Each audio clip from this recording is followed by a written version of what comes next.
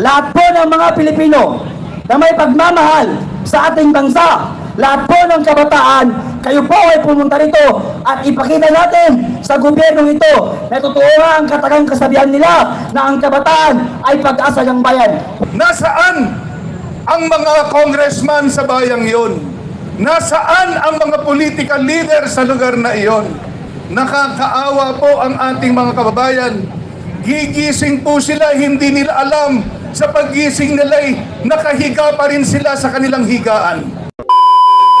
Unang-unang Gen Z natatayo sa entablado, ipagtatanggol ang kabataan Pilipino. Palakpakan natin mula sa Mindanao ang kasama ng kabataan, si Pads. Palakpakan natin.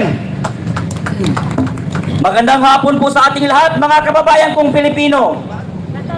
Ako po ngayon ay medyo nauubusan ng boses kasi halos lahat ng rally nandoon kami sumisigaw, sapagkat kapag naalala namin ang katagang sinabi ni Dr. Jose Rizal na ang kabataan ay pag-asa ng bayan, kung kaya't kami ay lumalaban kasama ninyo sa korupsyon, kaya't tayo ay naparito hindi upang magkasig ng lagim o gumawa ng kasamahan laban sa mga kapulisan, sapagkat tayo ay naniniwala na ang mga kapulisan ay nandyan upang tayo ay protektahan. Katulad din po natin sila, ayaw ng korupsyon, gustong mamuhay ng matiwasay at maganda dito sa Pilipinas. Kaya mga kaibigan ko, mga Pilipino, isang tabi po muna natin ang mga...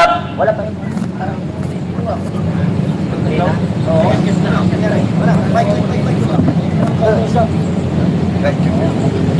Isang tabi po muna natin ang ating mga kulay. Kung ano man po ang iyong kulay, kung ano man po ang kulay ng politikong iyong sinusuportahan, magkaisa po muna tayo sa pagkakataong ito upang sa gayon ay masalisolba natin ang kinakaharap ng ating inang bayan na problema. Unang-una sa lahat, mga kababayan, tayo ay naparito sapagkat ang House of Representatives, diyan namumugad ang mga kurakot at buhayang politiko. Diyan nagsisimula ang lahat ng nakawan sa gobyerno. Ang House of Representatives, binuo ng mga congressman. Ang Quad Committee na yan, binuo hindi para sa taong mamamayan, kung hindi binuo para protektahan ang mga politikong magnanakaw. Ngayon, tayo ay naparito upang magkaisa. Walang uwian, walang susuko, hanggat hindi natin napapatansik ang mga politikong kurakot na nagpapahirap sa ating bansa. Ipaglaban natin kung ano ang marapat na sa atin. Huwag tayong matakot sa mga politikong nakaupo, sapagkat tayo ang dahilan kung bakit sila ang naupo dyan at tayo rin ang magpapababa sa kanila sa mga posisyon. Ang mga politikong iniboto natin, hindi natin sila ipinoto upang ang bayan ay pagtaksilan o pagnakawan ang mga tao. Pinoto natin sila dahil ang akala natin sila ang makakalutas sa kahirapan sa bansa natin. Ngunit hindi pala, sapagkat sila pala ang mas lalong magpapahirap sa ating bansa. Mga kapatid kong Pilipino, mga kabataan, lumabas na kayo sa inyong mga tahanan.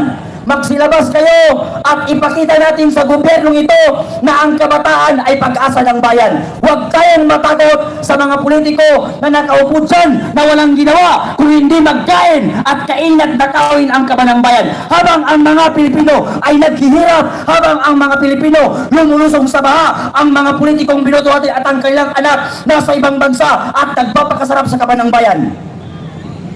Papayagan ba natin na mga Pilipino na ganon-ganon lang tayo ng mga politikong binoto natin?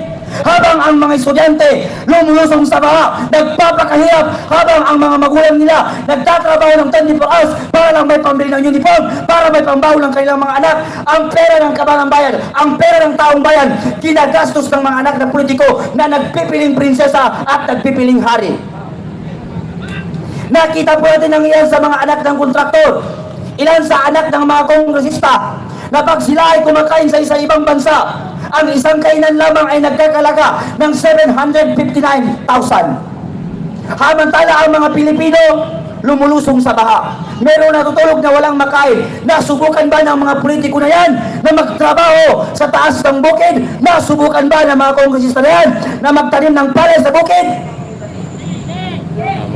Hindi nila nasubukan, kaya hindi nila tayo naiintindihan. Sapagkat sila ay natutulog sa mga magagandang tulugan, kumakain ng masasarap na pagkain, mga kapatid kong Pilipino. Ma'am sir, magtiwala lang kayo Kaya sa amin. tinatawagan ko at inanyayaan ko ang lahat ng mga retired general, retired na kapulisan at kasundaluhan na kung kayo ay totoong merong malasakit at pagmamahal sa bayan, pumunta kayo rito at samahan nyo kami sa pagsugpo sa korupsyon sa ating bansa.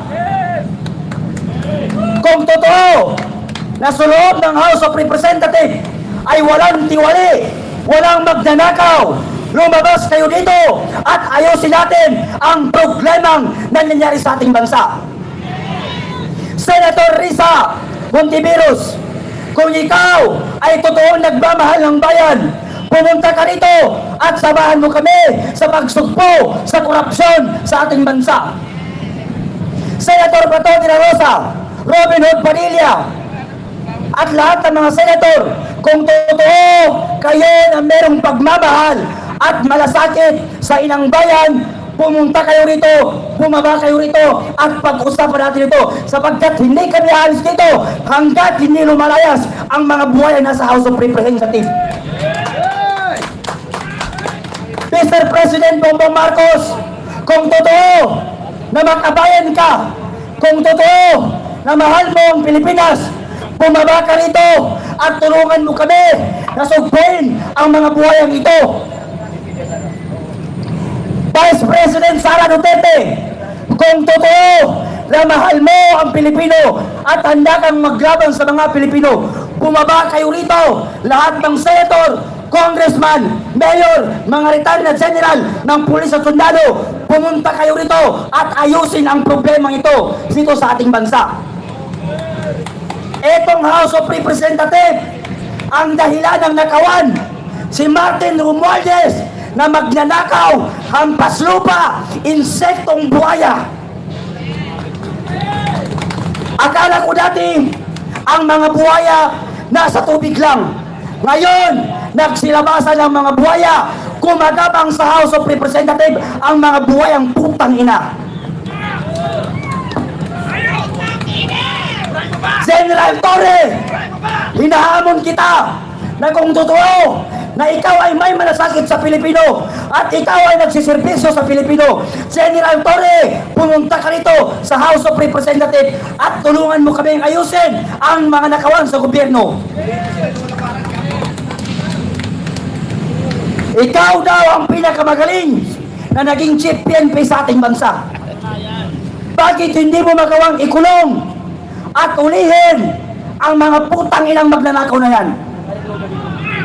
Ang House of Representatives ng mga buhaya, ang mga bobo na hindi marunong mag-imbestiga, na pinapaikot ang mga Pilipino na akala nila ay mga bobo, kung totoo ay kayo ay binuo upang protektahan at imbestigahan ang mga anomalya sa bansa, ipatawag nyo si Martin Romualdez, ngayon House of Representatives. Ang House of Representatives ay aso ni Martin Romualdez, kaya hindi nila magawang ipatawag si Martin Romualdez. Please, kaya lang ba ang kaya nyo, House of Representatives? Hindi nyo ba kaya ipatawag si Martin Romualdez sa Saldico? Anong investigasyon pa ang kailangan natin? Sinabi na ng pamilya Diskaya kung sino ang mga politiko, kongresista na kasama sa nakawan sa flood control projects. Sinabi niya na si Saldico at si Martin Romualdez ay kasama sa mga nakawan sa gobyerno. Bakit pinalitan ang Senate President? Sinabi rin ni Congressman Toby na kasama sa mga nakawan si Saldico at si Martin Romualdez. Ngayon, anong imbestigahan pa ba ang kailangan?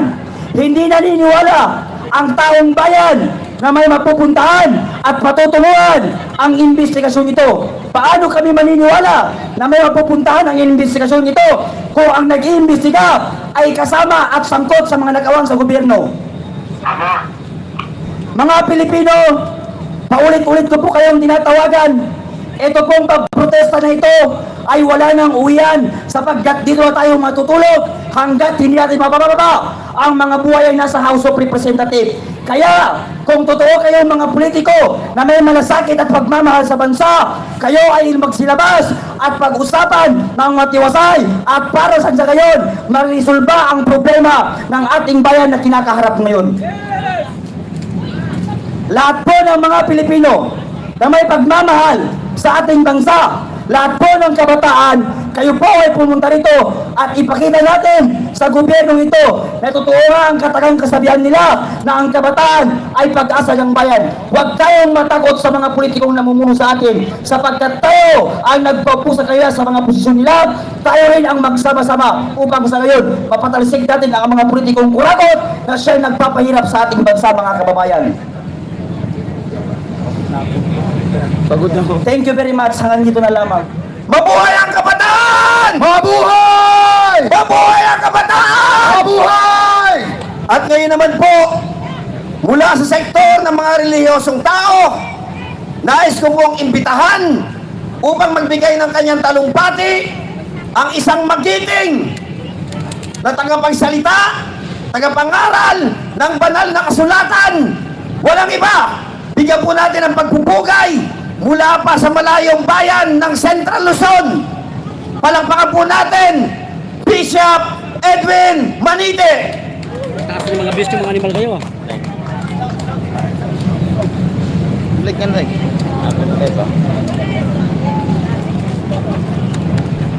Alam niyo mga ma'am sir, kung nagasuporta namin kayo, alam niyo ang ginagawa namin.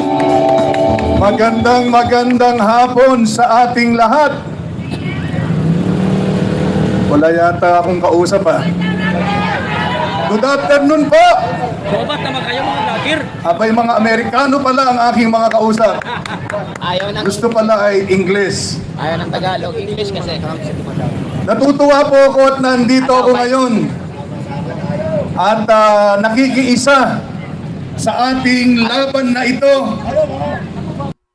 United People's Initiative. Ito po ang tema ng ating rally sa hapong ito. At malaking karangalan sa akin na ako po ay maging bahagi. At bilang isang obispo ng simbahan, ay nais ko po sanang magbahagi sa inyo ng salita ng Diyos. Bakit tayo nakarating sa ganitong punto ng ating bansa na tayo ay magkakawatak-watak na naman? Bakit tayo dumating sa punto ng ating bansa na ang pagnanakaw sa gobyerno ay parang lamang? Ganito po ang sinasabi ho ng Biblia, nalalaman ko ang iyong mga gawa at ang iyong pagpapagal at pagtitiis.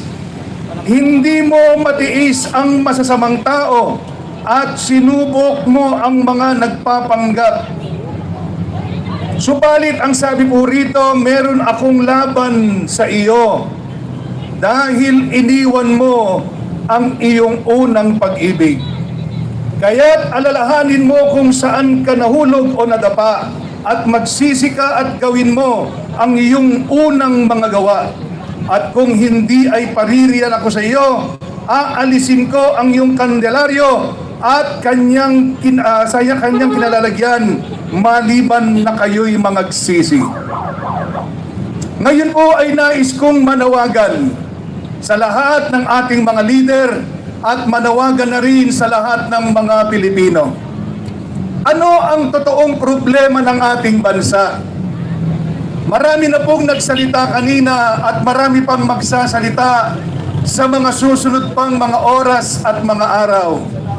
Subalit sa oras na ito, gusto ko hong ibahagi sa inyo na para sa akin, lahat ng problema sa ating lipunan ay nagbo-boils down o nahuhulog sa tinatawag na moral bankruptcy. Ano po ang ibig sabihin ng moral bankruptcy? Dumating ho tayo sa punto ng ating kasaysayan na ang mga Pilipino at ang lahat ng leader ng Pilipinas ay hindi na malaman kung ano ang tama at kung ano ang hindi tama. Nandyan pa po ba kayo? Ito na ho ang malaking problema ngayon sa atin. Ano ho ang ibig sabihin ng moral bankruptcy? Naniniwala po kasi ako na ang lahing Pilipino ay lahing marangal. Na ang lahing Pilipino ay lahing mabuti. Na ang mga Pilipino ay mababait na mga tao. Ang mga Pilipino ay mapagpakumbabang mga tao. Ang mga Pilipino ay marunong tumanggap ng mga bisita.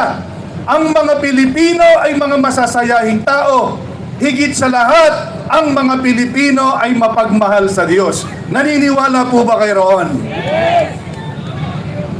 Subalit, sa ating nakikita ngayon sa ating panahon, halos hindi na ho natin makita ngayon ang bagay na ito. Maliwanag na sinasabi ng Biblia, huwag kang magnanakaw. Alam po natin lahat yan, ano man ang relihiyon mo. Maging ikaw ay Kristiyano, maging ikaw ay Budismo, maging ikaw ay isang Islam, itinuturo ho sa ating relihiyon na bawal ang pagnanakaw. Tama ho ba ito? Pero bakit hindi natin ginagawa ito, lalo na ng ating mga leader? Bakit nagagawa ng mga leader ho natin na makita ang mga Pilipino ay nalulunod sa baha? Hindi ba nila nararamdaman ang hirap na nangyayari ngayon sa buhay ng isang ordinaryong Pilipino? Alam ho ninyo, kamakailan lamang ay dumalaw po kami sa may Masantol at Macabebe, Pampanga. Namigay ho kami ng mga relief doon sa ating mga kababayan. Hanggang ngayon, sa loob ng bahay po nila hanggang dibdib ang tubig. Walang malabasan ang tubig sa kanilang mga bahay. Hirap na hirap po ang ating mga kababayan doon. Nasaan ang mga congressman sa bayang iyon? Nasaan ang mga political leader sa lugar na iyon? Nakakaawa po ang ating mga kababayan. Gigising po sila, hindi nila alam. Sa paggising nila'y nakahiga pa rin sila sa kanilang higaan. O baka inanod na ho sila ng tubig. Halos lahat ng mga kababayan po natin doon ay may sakit sa paa na ang tawag ay alipunga. Napakahapde, napakasakit. At ang masakit ho doon, wala ho silang gamot. Ang sabi ko ho sa kanila, pumunta kayo sa inyong mga barangay health center. Pumunta kayo doon sa munisipyo para nang sa gayon makahingi kayo ng gamot. Alam ho ninyo ang sinasagot sa kanila, ultimo bulak kailangan ho nilang bilhin. Hello? Hello? Saan na ho tayo napunta? Nasaan ang pondo para sa ating mga health center? Bakit kapag pupunta ka sa health center, bakit pag pupunta ka sa municipal health center, ultimo bulak kailangan mong bilhin?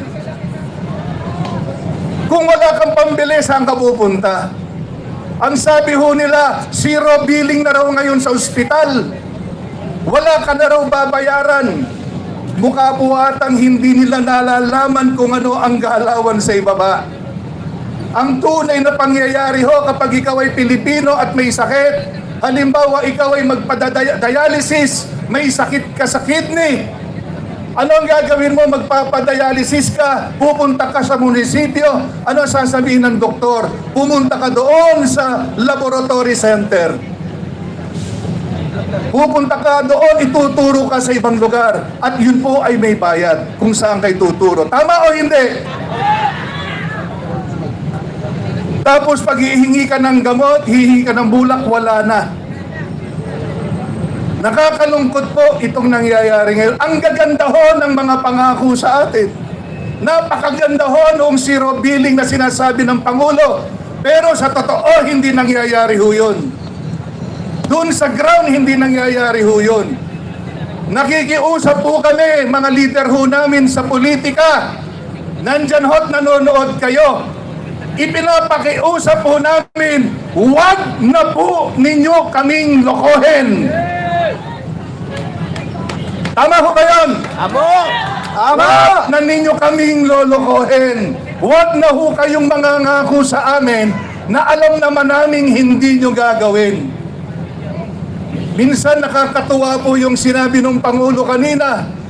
Lumabas daw tayo at ipahayag natin yung galit natin sa kanila na nagnakaw. Ang tanong ko, sino ang pumirma ng budget? Marcos! Sino ang pumirma doon sa General Appropriation Act? Marcos! Bakit siya nagtuturo ngayon sa iba? Kinakailangan ay mayroong managot. Kinakailangan ay mayroong mapakulong. Tama ang mga investigasyon na yan. Pero ang aming panawagan ngayon, kinakailangan makulong sila. Gusto namin makulong si tinatawag na Speaker of the House, Martin Romualdez. Gusto namin makitang siya ay nakakulong. Ikulong ang magnanakaw! Ikulong ang magnanakaw! Ikulong ang magnanakaw! Alam ho ninyo, ang sabi ho ng Biblia na ating binasa kanina, magsisi kayo. Magsisi kayo. Dahil kung hindi kayo magsisisi, ang sabi ho ng Panginoon, aalisin ko ang liwanag sa inyo.